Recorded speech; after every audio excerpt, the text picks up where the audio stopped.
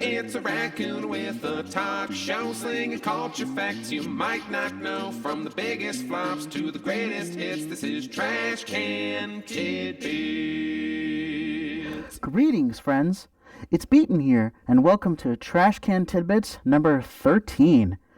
Luckily, I'm not superstitious, but I hope you enjoy the little trivia bits I have for you this week. So without further ado, let's jump right in with fact number 1.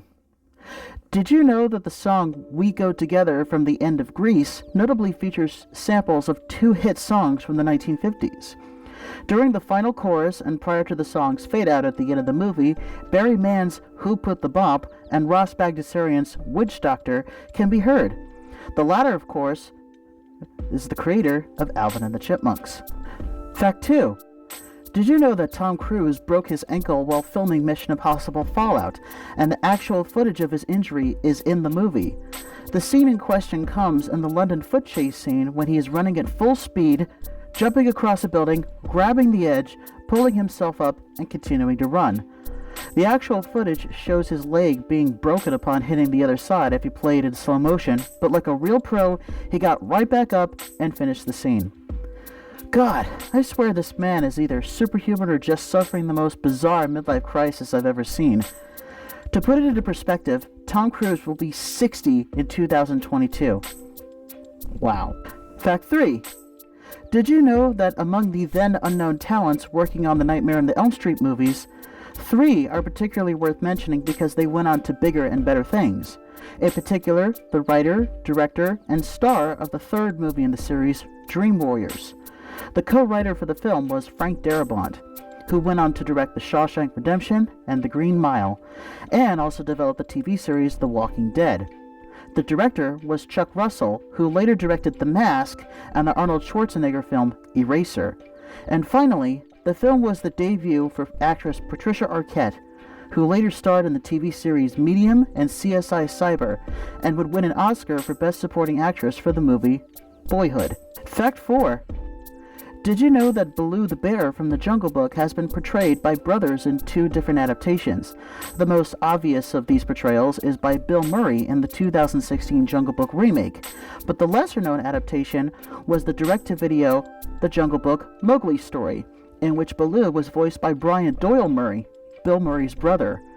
Both versions were also made by Disney, in point of fact. Brian has also appeared in some of Bill's movies, such as Scrooged and Ghostbusters 2, in supporting roles. Fact 5. Did you know that Zelda 2, The Adventure of Link, is the only numerical sequel in the Legend of Zelda franchise? It's also the only game in the series to not be specifically referred to as The Legend of Zelda. Fact 6. Did you know that silent film legend Lon Chaney's final film before his death was not just his only talking film, but also a remake of one of his earlier silent movies? In 1930, he starred in a movie called The Unholy Three, a heist movie where he got to play multiple characters and also put into effect his legendary makeup work. That film was actually a remake of a silent movie Chaney made in 1925. Unfortunately, though he was able to finish the film and enjoy some of its success due to rave reviews for his performance, Chaney suddenly died 1 month after it was released from throat cancer, effectively putting an end to the silent cinema. It's such a sad loss too, because he could have enjoyed an amazing career in sound films. Fact 7. Did you know that the iconic sword spin attack from The Legend of Zelda originally came about due to hardware limitations? The attack originated in A Link to the Past, and was originally supposed to involve Link swinging his sword diagonally in addition to swinging left, right, up, and down. But it turned out the hardware of the SNES simply couldn't allow for diagonal sword movement, and the iconic spin attack was born instead. It became a mainstay of the series ever since. Fact 8. Did you know that Aerosmith's hit song Walk This Way came from a line in a Mel Brooks film? The band had seen Young Frankenstein and were so taken by Marty Feldman's first scene where he instructs Gene Wilder to walk this way with a hunched over position with a walking stick that they wrote their now standard rock song. The Walk This Way gag has since appeared in other Mel Brooks movies such as History of the World Part 1 and Robin Hood Men in Tights. Fact 9. Did you know that Earthbound creator and director Shigesato Itoi came up with the name Nintendo 64?